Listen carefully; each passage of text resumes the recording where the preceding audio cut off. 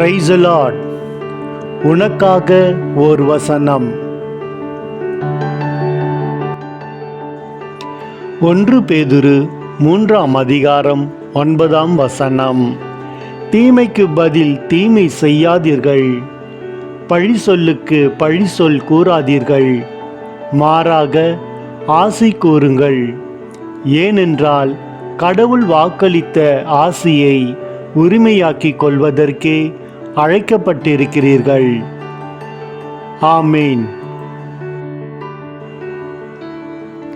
தீமைக்கு தீமையையும் உதாசனத்துக்கு உதாசனத்தையும் சரி கட்டாமல் அதற்கு பதிலாக நீங்கள் ஆசீர்வாதத்தை சுதந்தரித்து கொள்ளும்படி அழைக்கப்பட்டிருக்கிறவர்கள் என்று அறிந்து ஆசீர்வதியுங்கள். ஆமேன்.